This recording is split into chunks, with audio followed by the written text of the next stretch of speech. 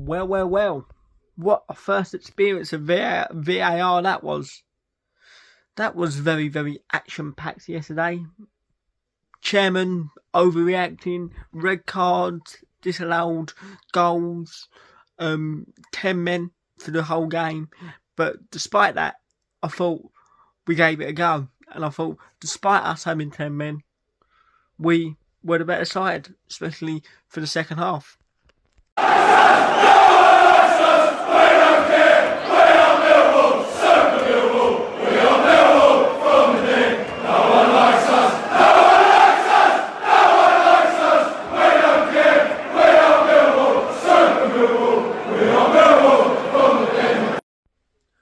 Hello, welcome back to my channel and welcome back to our post-match analysis video for yesterday's 3-1 defeat to our London rivals Crystal Palace at Selhurst Park. Unfortunately sees us crash out of the FA Cup. But you know what yesterday was? It was a hard game. It was a hard game. Crystal Palace, you can see why Crystal Palace are doing so well in the Premier League these days. They got some good players. We know they got some good players. We're not stupid. And the way they move the ball and the pockets they find themselves into, at times it is a joy to watch the way they move the ball at times. But we went into the game knowing it was going to be a hard task. Anyway, but especially with 11 men, but our task became even more harder than it was going to be with 11 men when we got sent down to 10 men through Robert's red card. I'm not going to talk about it. I'm bored of talking about it.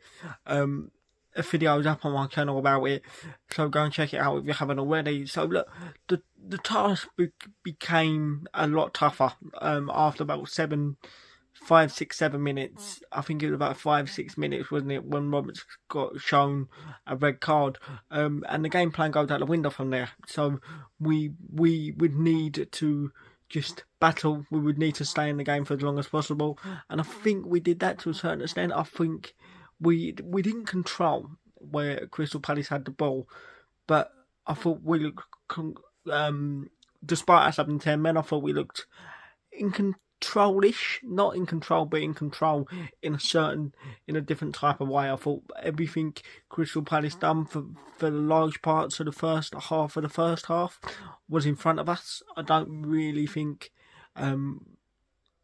they test us, especially having an extra man. I don't really think they pushed us and pulled us into areas they should have really done. Look, it was a professional job by Palace. They deserved to win the game, but I was just a little bit disappointed by Palace.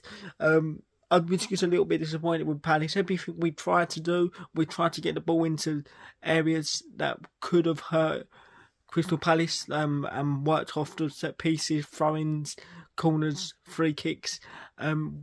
We kept trying to put the balls into the box, into areas for Josh Coburn, Negley, but Negley goes off with an injury. So everything that went wrong yesterday, or could have went wrong. Do you get where I'm coming from? That's not an excuse, because we didn't deserve to win the game. But I thought, I can't really remember who scored for Palace. They opened the scoring through Japhet Tanganga, fires one past the substitute goalkeeper with a header.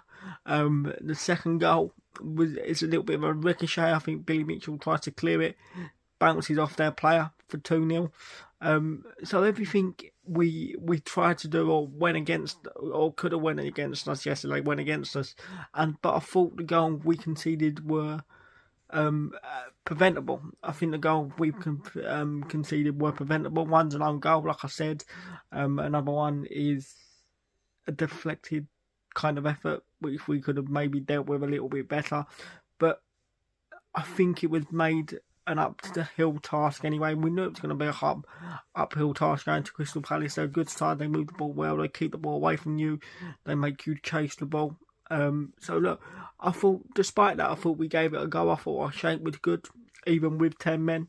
I thought our shape was good. We get one back on a strike of half time in added 14 minutes. Wes Harding fires one in low. We get given a lifeline. We get given a lifeline that we took into the break, and we come out a completely different team. I thought we were the better side. I thought we created chance after chance. Coburn should have scored. He was holding the ball up a lot better in the second half, especially. We were getting bodies around him, but we huffed and puffed, but it just wasn't meant to be. And then they killed the game off at the end with a looping header into the top corner. But it was a good effort yesterday. It was a good effort. Everything we did, like I said, didn't really come off. Everything went against us. The get one coming from, or could have went against us, went against us. The sub that come on made a difference to a certain extent. Aina Maku looks a little bit more pumped up now, doesn't he? But yeah, look, it is what it is. Let's not lose any sleep over this game. I thought we gave it a go. I thought we looked compact. I thought we looked a good unit. We knew the boys were dead on their feet chasing the ball. But that's what the Premier League would be like if we ever got there. So, look, good lessons to take. Nothing to worry about. No plan being ripped up, and we go again. Back to league action this Tuesday as Bristol City come to town. I will be back in the week. Drop your thoughts on this down below. But overall, I thought it was a very, very, very comfortable second half performance, and I would be a little bit embarrassed if I was related or connected to Crystal Palace, because I would have thought their quality would have took over. But they were trying to go through the outsides a lot and through the middle, but they couldn't really. We blocked up the middle of the pitch. We went to a back five and they couldn't really break us down. And I thought in the second half we were the better side. But drop your thoughts on this down below, and we will go again in the week. Come on, you Lions.